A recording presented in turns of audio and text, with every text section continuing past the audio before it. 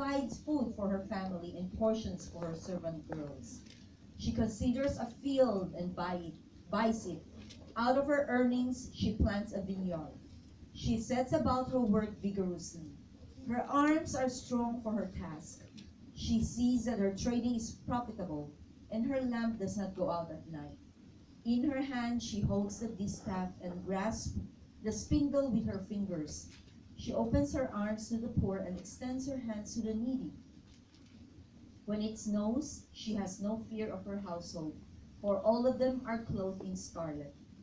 She makes coverings for her bed. She is clothed in fine linen and purple. Her husband is respected at the city gate, where he takes his seat among the elders of the land. She makes linen garments and sells them, and supplies the merchants with sashes. She is clothed with strength and dignity. She can laugh at the days to come. She speaks with wisdom, and faithful instructions is on her tongue. She watches over the affairs of her household, and does not eat the bread of idleness.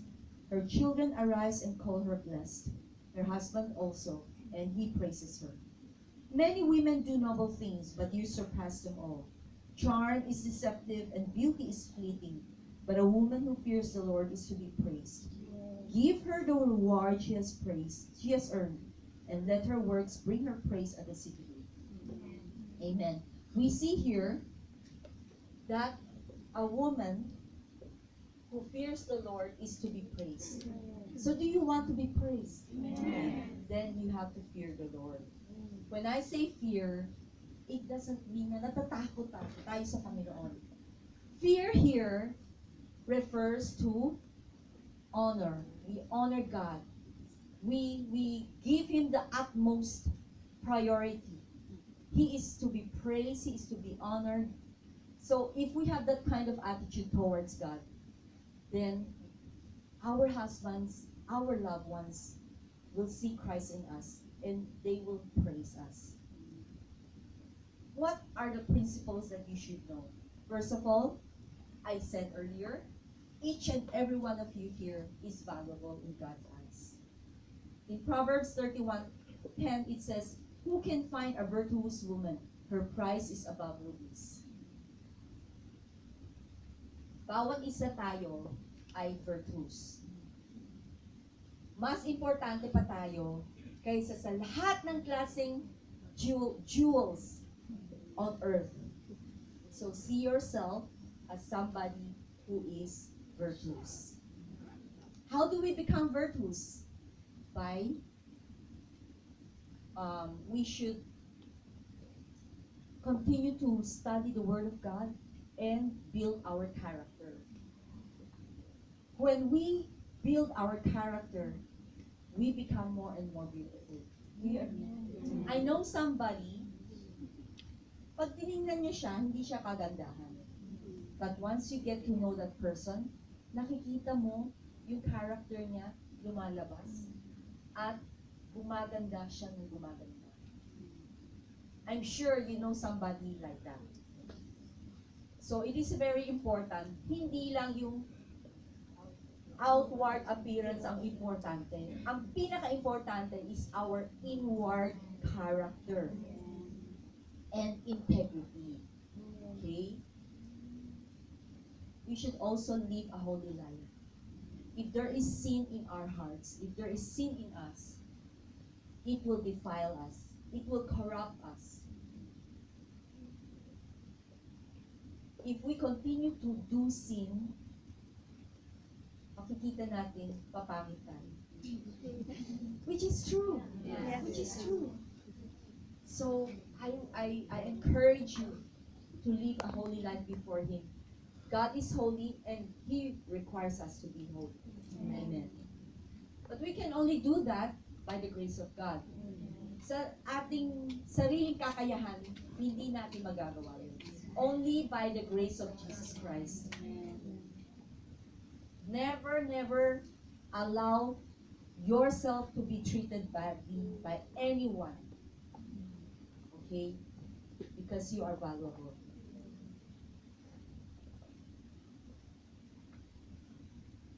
Isa sa atin, we are the daughter of the Most High God.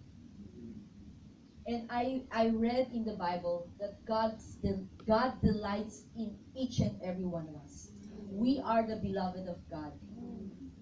You know, when I read that, I was so amazed that gustong gusto pala ng Panginoon na palagi tayong pumupunta sa Kanyang unto His throne. So when we come boldly into His presence, He is actually interested in each and every one of us. He delights in our presence. That is why, you know, sometimes if we think lowly of ourselves, we would feel na, yung mga problema ko, hindi naman yata interesado ang Panginoon. Why would I even bother to talk to God? I don't think He's interested in me. But that is false. That is from the devil. Lahat ng ating problema, kahit gaano kaliit, interesado ang Panginoon sa atin. Amen. Because He delights in us. We are His beloved. When we say beloved, He wants to hug us. He wants to love us. Dahil we are valuable in Him. Kanina binanggit ko that a woman is valuable. A woman can multitask. Hindi katulad ng lalaki. Ang lalaki, kung napansin nyo, pag may ginagawa siyang isang bagay, and when you talk to that guy, hindi ka niya papansinin. Dahil a man is so focused on what he is doing that he cannot do other stuff. Pero, sa mga kababaihan, yun ang gift ng Panginoon sa atin. We are capable of multitasking. Unang-una,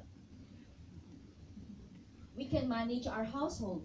We are the managers. Not only that, we are our loved ones' encouragers.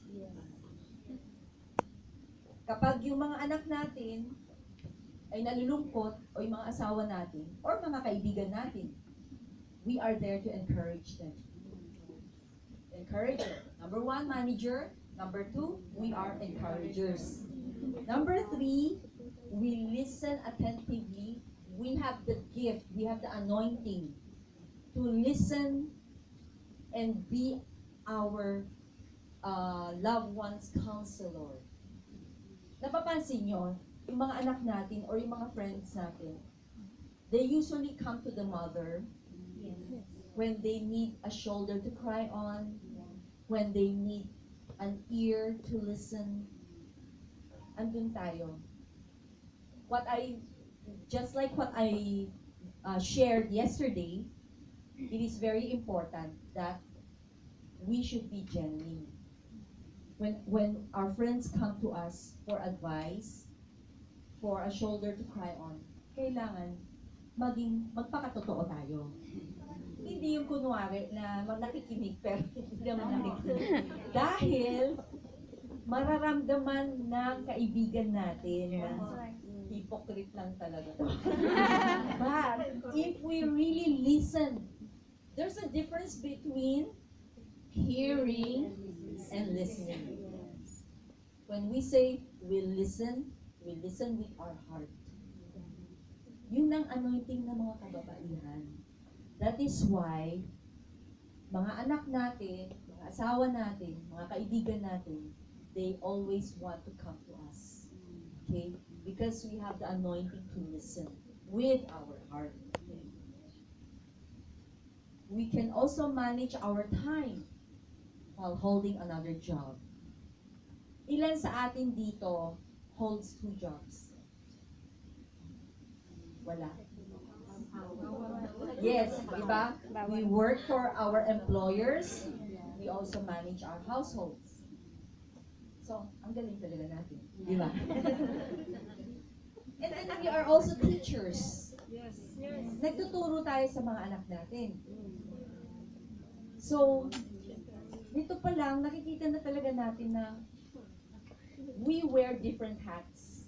We are capable of wearing different hats And we are effective in accomplishing all of this because we are anointed. Hindi lang yon, we are also accountants. Hindi ko lang alam kung magaling kayo humawak ng pera. But with God's help, we can become good accountants. Di ba tayo yung humahawak ng pera ng pamilya? So, you know what? We can ask for wisdom from God. Ask wisdom. Always. Every day. Before you start your day, you pray to God. You seek God's face. And He will grant you the wisdom that you need to accomplish what you have set your hearts to do. Amen. You know, I understand that all of us here, we have employers. Do you know that you can be very effective employees? You can be the best employees that the Lord intends you to be. Always have the humble spirit. Always have the willingness to serve. And before long, your employers will see, they will really see that you are so different. You are different from the other employees that they have encountered. And before you know it, you will be promoted. So be the best employee that God intends you to be. To be employer also. I know somebody, I know a person who went to Abu Dhabi to work as a domestic helper in a royal family. But because she allows Christ to reflect in her life, alam mo ba kung ano nangyari sa kanya? Kasi nag-aalaga siya ng mga anak ng royal family. And, you know, she was able to share the gospel to the children. And the mother, yung asawa ng, ewan ko kung anong ship yun, napansin niya, yung mga anak niyang under the care of the employee, bumait. So she was so curious. Anong ginagawa ng yaya? Itong Filipinang yaya sa mga anak niya. And you know, before we knew it, the employee was able to share to the mother. So na born again. Yeah, amazing. And before long, the mother told the yaya na she will open up her home for Bible study. Wow. And this employee was able to share to the other friends of the royal family. So see, you never know how God is going to use you. So do not look down on yourself just because you are a domestic helper or whatever. Kung ano yung ginagawa nyo dito sa Hong Kong, God can use you in your respective place. Whatever you're doing, it is an act of worship when you offer your work unto the Lord. Always think of it as, this is my act of worship to God. And God is going to use you wherever you are. Amen. Never shortchange yourself. Always remember that you are valuable in God's eyes. Unang-una, we have to love ourselves. When you love yourself, then you will be capable of loving others.